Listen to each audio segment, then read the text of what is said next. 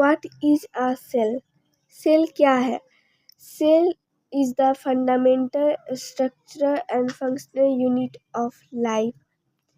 जो सेल होता है वो फंडामेंटल स्ट्रक्चर और फंक्शनल यूनिट ऑफ लाइफ होता है। फंडामेंटल मतलब बेसिक स्ट्रक्चर और फंक्शनल यूनिट ऑफ लाइफ होता है।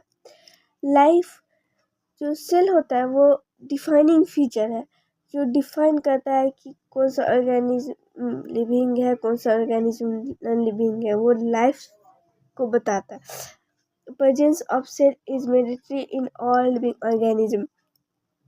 जो प्रेजेंस ऑफ सेल है वो मैंडेटरी है इन ऑल लिविंग ऑर्गेनिज्म, मतलब कि जो हर एक लिविंग ऑर्गेनिज्म में सेल होना कंपल्सरी है, मतलब नेसेसरी है।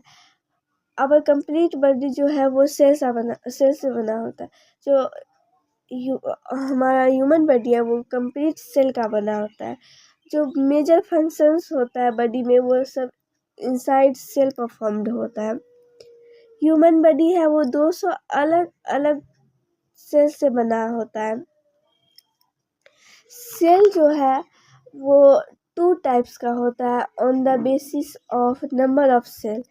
फर्स्ट होता है यूनिसेलुलर ऑर्गेनिज्म एंड सेकेंड होता है मल्टीसेलुलर ऑर्गेनिज्म। यूनिसेलुलर ऑर्गेनिज्म वो ऑर्गेनिज्म होता है जो एक सेल से बना होता है, जिसे पैरमीशियम ईस्ट इटीसी। जो मल्टीसेलुलर ऑर्गेनिज्म है वो मेनी सेल से बना होता है, जैसे कि plants, animals etc.. Unicellular organism जो है वो कैपेबल है इंडिपेंडेंट एग्जिस्टेंस। इंडिपेंडेंट एग्जिस्टेंस मतलब कि जैसे कि वो जो यूनिसेलुलर ऑर्गेनिज्म है लाइफ सस्टेन कर सकता है, मतलब वो एक ही सेल है, वो सेल जो है वो लाइफ को परफॉर्म कर सकता है, performing the essential function of life. और जो वो यूनिसेलुलर ऑर्गेनिज्म होता है वो कैपेबल होता है परफॉर्म करने के लिए एसेंशियल फंक्शन। एसेंशियल फंक्शन मतलब कि जैसे कि डाइजेशन, एब्जॉर्प्शन, एसिमिलेशन, रिस्पायरेशन, ये सब एसेंशियल फंक्शन है जिस कारण से एक लिविंग ऑर्गेनिज्म अपने लाइफ को सस्टेन करता है। Anything less than a complete structure of a cell does not ensure independent living. Anything मतलब कुछ भी जो एक सेल से भी छोटा है वो इंश्योर नहीं करता है इंडिपेंडेंट लिविंग को। जैसे कि viruses is not living, viruses नहीं नॉट लिविंग है, नहीं live. Hence cell is the fundamental structure and functional unit of life.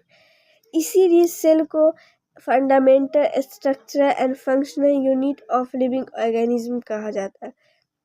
Discovery of cell. Cell की डिस्कवरी कैसे हुई थी?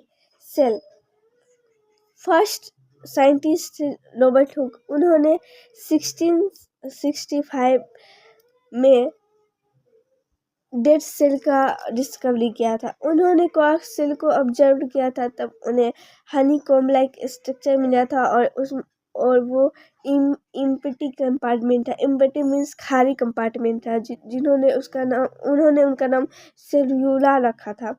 उसमें साइटोप्लाज्म नहीं था और सेल वॉल प्रेजेंट था।